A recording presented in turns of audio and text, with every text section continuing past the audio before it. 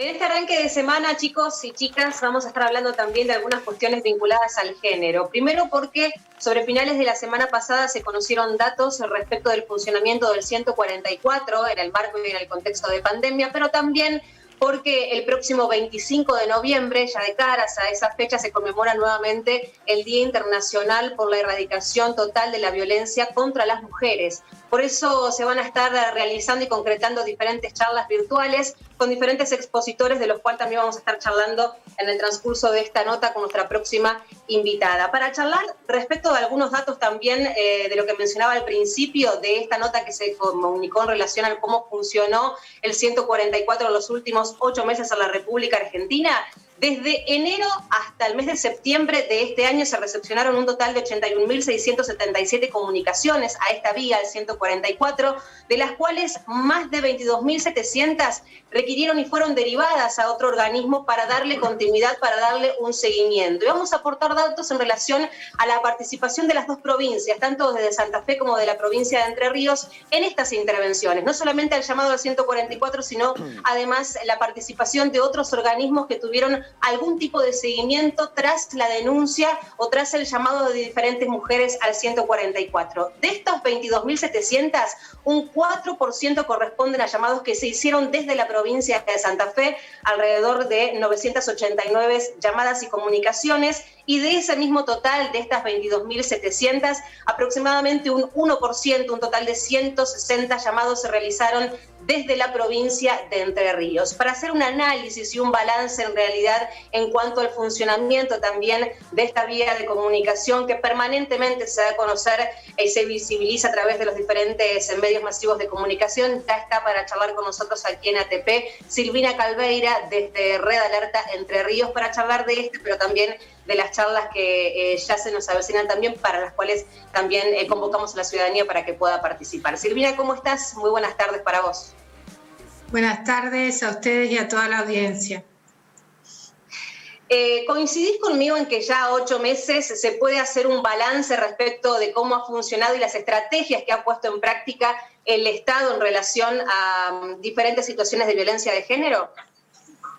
Sí, obviamente que sí. Vos hiciste referencia a recientes estadísticas en cuanto a llamada de la línea 145 y obviamente que en épocas de pandemia creemos que el lugar más seguro es la casa, pero cuando hay situaciones de violencia de género, ya sea psicológica, física, y bueno, a los aberrantes hechos de feminicidio, si no se llega a prevenir a tiempo estos primeros alertas que debemos tener en cuenta, ha incrementado en más de un 50%, es decir, el lugar, la casa, en épocas de fundamentalmente de confinamiento y de aislamiento, no se convierte en el lugar más seguro y justamente vemos cómo se agravan esta violencia que deviene justamente de una desigualdad de poder y también de cuestiones vinculadas a fundamentalmente a esta instalación de estereotipos sexistas que tantos tenemos que trabajar por desconstruir fundamentalmente. Lo que más me llamó la atención, Silvina, también a partir de la información que se comunicó días atrás, es que más del 95% de las mujeres reflejaron haber sido víctimas de algún tipo de violencia psicológica y un 36% comentó que ha sido víctima de una violencia de características económicas. ¿Qué incidencia o cuál... cómo es el funcionamiento, digamos, de las estrategias que lleva adelante el Estado precisamente para prevenir y erradicar estas dos tipologías de violencia de género, tanto la psicológica como la económica? Sí, fundamentalmente son violencias a la cual acude esta persona que ejerce este poder sobre la mujer de alguna manera en estas desigualdades que hablamos anteriormente y en la búsqueda de esta manipulación de alguna manera se lleva la violencia en diferentes formas y en diferentes ámbitos. Y los primeros alertas que se deben tener es el maltrato psicológico. Es es a lo que fundamentalmente acude el violento para poder someter a la víctima, como lo que es la violencia patrimonial. Son los primeros, más allá que muchas veces no haya situaciones de violencia física, pero cuando existen los primeros indicios de maltratos, de decir, bueno, no sabes, no servís para nada, hasta cuestiones vinculadas hasta nuestro físico, estás fea, estás gorda, estás flaca, agresiones en cuanto a no me gusta la comida y tirar un plato. Bueno, estas cuestiones son los primeros alertas, por eso existen tantas denuncias, tantos llamados, porque la línea 144 no es una línea de denuncia, sino que es una línea de asesoramiento y de derivación justamente a los organismos provinciales y también a las organizaciones de la sociedad civil que están dentro de un recursero, donde trabajamos en cuanto y en tanto un organismo no le dé respuesta a la víctima. También en esto intervienen las organizaciones sociales, lo que nos parece muy importante. Y obviamente que la violencia patrimonial es otra forma de sometimiento a la víctima cuando, y a modo de ejemplo,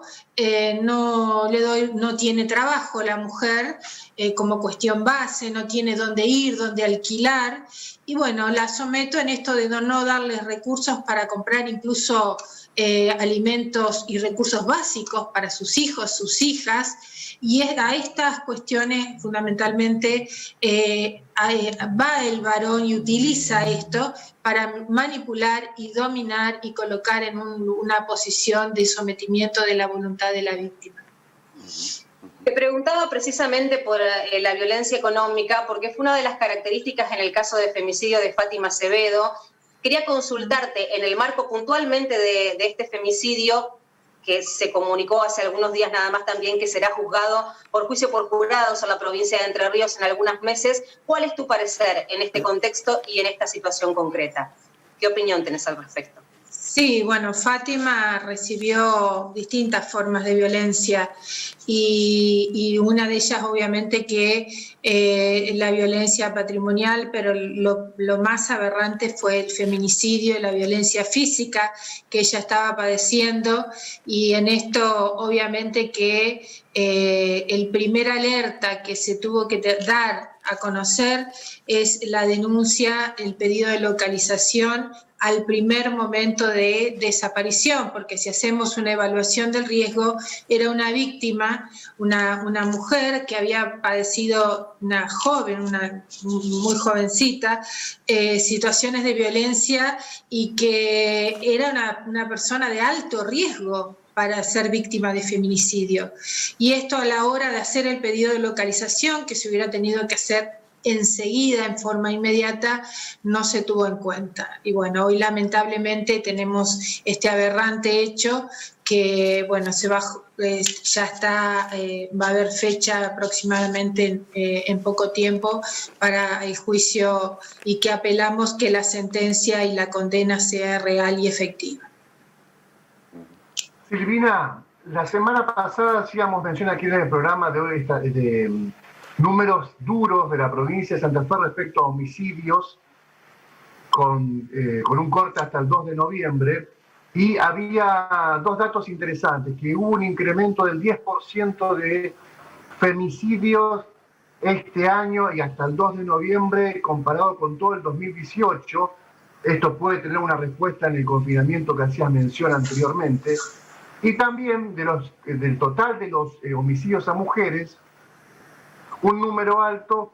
eran femicidios, estaban caratulados como femicidios, sin perjuicio de que terminen otros caratulándose de la misma forma. Pero digamos, en promedio en Santa Fe en los últimos años, entre el 48 y el 54% de los crímenes contra mujeres son caratulados como femicidios.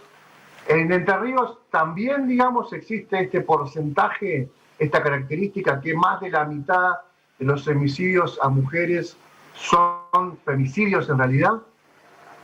Sí, incluso hay situaciones que han sido caratuladas como muerte dudosas, y nosotros hemos llevado adelante un reclamo de que sea caratulado justamente como femicidio por todas las cuestiones vinculadas a la modalidad como se llevó y se perpetró, el hecho, que da indicios fundamentales a la hora de tener como prueba, generar prueba que no fue un homicidio, sino que fue un homicidio agravado por el vínculo que claramente el Código Penal lo describe y hoy en la modificación como femicidio. Los últimos datos en nuestra provincia, bueno, en el 2020 tenemos 4 feminicidios. La diferencia entre femicidio y feminicidio es que el feminicidio es por nuestra condición de ser mujeres y fundamentalmente porque hubo denuncias previas, como en el caso de Fátima, y en esto o medidas de restricciones perimetrales incumplidas y muchas veces no se llega a tiempo o se desoyen a las víctimas que vienen denunciando situaciones de violencia de género. En el 2019 hubo 7 feminicidios y un feminicidio vinculado, o sea, si hacemos y sostenidamente nosotros tenemos un observatorio de Red Alerta de Entre Ríos. Hubo un año que hubo 11 feminicidios, 3 mujeres asesinadas en otras provincias. Bueno, o sea, vienen siendo sostenidamente de años anteriores, pero en el 2020 tenemos 4 feminicidios en la provincia. Silvina, por último, y ya agradeciéndote tu tiempo y toda la información que nos brindaste, por supuesto, y la comunicación, preguntarte de cara a las próximas charlas que se van a estar llevando adelante, cuáles son los disertantes y cuáles serán los ejes de trabajo. Sí, fundamentalmente es el abordaje y buscar qué desafíos nos quedan ahora por profundizar políticas públicas, por profundizar herramientas también en cuanto al abordaje y también brindar herramientas en cuanto al abordaje y a la intervención ante una situación de violencia de género. Y en esto participarán, comienza mañana a partir de las 18 horas por Zoom y también por Facebook Live de Red Alerta de Entre Ríos. Es una actividad conjunta con la Municipalidad de Diamante y con la Municipalidad también de Villaguay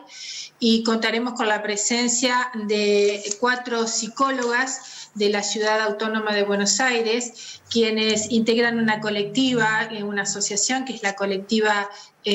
por la ESI, por la no violencia, y será Miriam Castro, Pia Goriti, Graciela Ramírez y Fernanda Hernández, de vasta trayectoria en la temática, y el día 24 de noviembre a las 18 horas estará la presencia del doctor Marcelo Trucco, que es doctor en ciencias sociales, es abogado,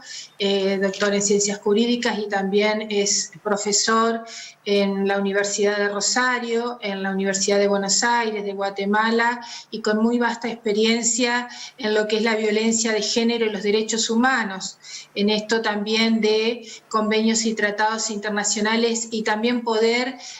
hablar de la norma vigente y hacer una relación en cuanto a la normativa, en cuanto a derecho internacional también. En esto estamos organizando, en este marco del Día Internacional de la Eliminación de la Violencia a la Mujer, y también estamos convocando a que todas, en esto también por el aislamiento y que es en épocas de COVID-19, poder colocar un lazo lila, una bandera, un cartel, lo que tengamos a mano, en esto también de no olvidar, ¿no? Y pedir justicia por las víctimas de feminicidios que aún no lo tienen,